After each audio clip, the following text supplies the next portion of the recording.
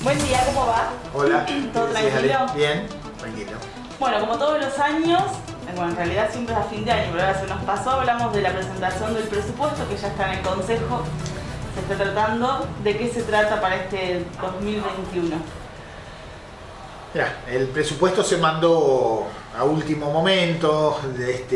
Teníamos algunas certezas de cómo avanzaba el presupuesto de la provincia y de la nación que se había, pero bueno, quisimos estar seguros de cómo se iba a decidir el presupuesto de la provincia, que es cierto que sobre el filo de la aprobación hubo un fondo para infraestructura municipal que estaba en discusión, que para nosotros no deja de ser importante.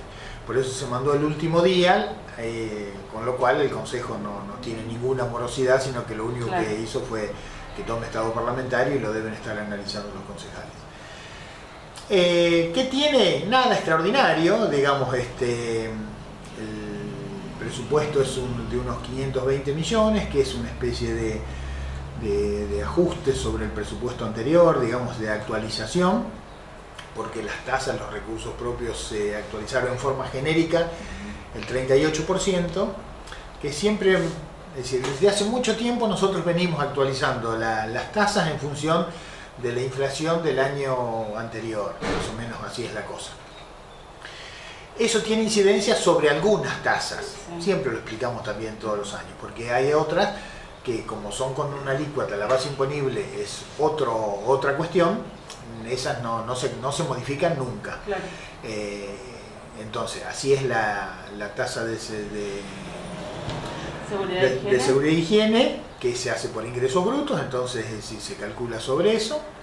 Y la de servicios urbanos, en este año hubo una pequeña modificación. Pequeña es en realidad corregir algunos desfasajes que nosotros veíamos en las anteriores liquidaciones, que merecían al principio bastantes reclamos de los contribuyentes, porque con razón, digamos, hace 3 años o 4, no tengo bien presente, ARBA actualizó las valuaciones Sí. de todos los inmuebles de la provincia, una actualización casi a valores reales. Si nosotros, que tenemos la tasa calculada sobre esa evaluación, deberíamos haber aumentado las tasas en un 2000%. Claro. Entonces empezamos a poner techos a las actualizaciones, pero no obstante ello, también generaba problemas. A lo mejor había un Se iba vecino como que tenía, muy elevado el valor. o en realidad no guardaba relación en casas de equiparable valor al ojo Claro. inmobiliario, digamos. Sí, Entonces sí. vos tenías una casa de tantos metros, más o menos en determinadas condiciones, el vecino muy parecida, y solían pagar muy distinto, que teníamos que corregir sobre la marcha, digamos, frente a los reclamos. Esta vez se puso una especie de piso sobre las evaluaciones y un cálculo sobre el excedente, y se dividió todas las inmuebles de acuerdo a las valuaciones que hay. Bueno, en este rango, qué sé yo, de 500.000 a 700.000 hay 200 casas, en este rango hay tanta, en este rango hay tanta, y creemos que con eso hemos corregido el desfasaje que podía producirse en contribuyentes con similares inmuebles de bastante valor parecido. Hay una tasa que siempre genera por ahí discusión, que es la vial. Sí, la vial se ajusta por el 38%. La vial, las guías, digamos, bueno, las tasas por servicios administrativos, bueno, todas las que, menos esas dos, se ajustan por el 38%, que es una media más o menos que han estado. Algunos municipios lo han hecho bastante más, algunos por acá cerca quedó puesto del 45, creo. A nosotros nos parece prudente, y siempre guardando el equilibrio entre lo que son los recursos propios y los que vienen de la coparticipación. Entendemos que este año, si logramos combatir la pandemia en los primeros meses, se va a normalizar la coparticipación de la nación y de la provincia, y obviamente los recursos que reciban los municipios. El año pasado se cayeron, se desplomaron, y es cierto que tuvimos la colaboración de la nación con recursos para paliar la situación, que a nosotros al principio, digamos, cuando era subsidio, en función del desfasaje económico-financiero, nos tocó menos que a otros municipios porque no teníamos problemas económicos. Ahí fue bastante, digamos, se auxilió para que los municipios puedan pagar sueldos y a nosotros nos tocó menos. Después, sobre el final, se empezaron a repartir equitativamente por una mezcla del CUD con el flujo de fondos. Sí. También es otra nueva variante que favorece a los municipios del conurbano, los municipios grandes. Pero bueno, nos llegaron los recursos, se pagaron todos los salarios durante el año, se pagó el aguinaldo en términos, se aumentaron los sueldos, sí. Es decir, la municipalidad, bueno, todos sobrevivimos a la pandemia de algún modo. Terminó el año otra vez con cuentas equilibradas. Y también se hablaba de el contribuyente, digamos, hasta mitad de año recuerdo que hablábamos de que venían pagándose bastante bien, finalmente cerraron el año de la misma manera, se pagaron las tasas. Digamos, ahí se nota, digamos, los sectores de recursos medios o bajos, hay muchísimo más morosidad que antes. El campo relativamente cumplió más o menos bien, porque es cierto que también no estuvo afectado.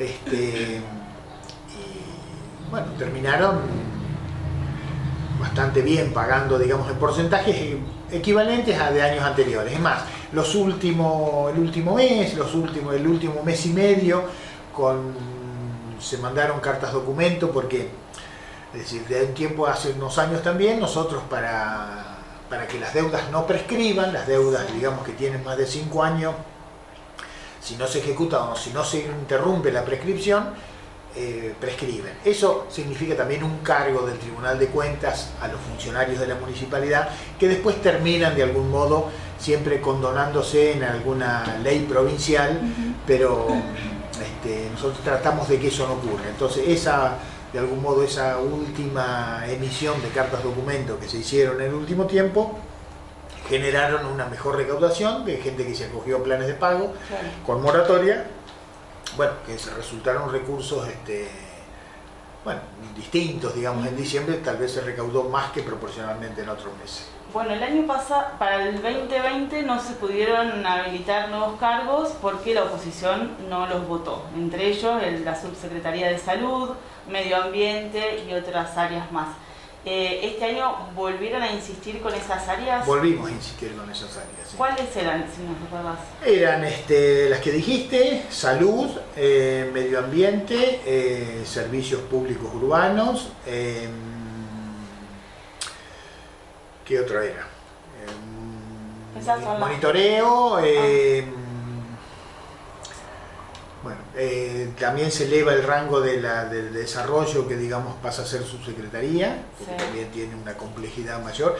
Que eso, como lo pusimos en la exposición de motivos, los fundamentos, ¿qué pasó? El Consejo el año pasado rechazó en función de imaginarse quiénes eran las personas que estaban en esos lugares. Como ya pasó hace un tiempo con turismo también. Como pasó hace un tiempo con turismo. Y la verdad que lo que nosotros hacemos, esta nueva organigrama de la municipalidad, es porque la municipalidad tiene su mayor complejidad, ha crecido, es bastante más difícil manejar, y con cargos de mayor jerarquía vos podés descentralizar decisiones que vuelven más ágil el funcionamiento, porque si no es siempre entre 2 o 3 personas que se tienen que tomar las decisiones. Y eso va más allá de las personas que ocupan ese cargo. Es decir, creo que de los municipios de la zona era la municipalidad, o sigue siendo hoy, ¿no? La que menos cargos jerárquicos tiene. Claro. Y bueno, la ciudad es más grande, es más difícil manejarla, directamente la descentralización de todas las cuestiones que la provincia está haciendo en los municipios requiere profesionalismo, requiere dedicación, requiere tiempo pleno, requiere capacitación de los funcionarios. Bueno, así es como se maneja cualquier organización que pretenda ser eficiente en el manejo de los recursos públicos y que lo haga en un tiempo razonable. El año pasado lo que decía la oposición era que había ido esos cargos con un paquete de empleados que ascendían y demás. Bueno, esos no eran cargos jerárquicos, esos eran para explicar precisamente por qué estábamos pidiendo esos cargos. Explicábamos a su vez, sin que significaran cargos del presupuesto, explicábamos qué tenía bajo la conducción de ese cargo, qué áreas se iban a desempeñar. Entonces dijimos, bueno, en esto va a estar tal cuestión que ya están funcionando. Y obviamente yo creo que ellos tuvieron un error de apreciación grave, que pensaron que eso se podía seguir conversando, negociando, y no, eso se hace solo en el presupuesto y no se puede hacer en otro modo, vos tenés que generar los cargos en eso.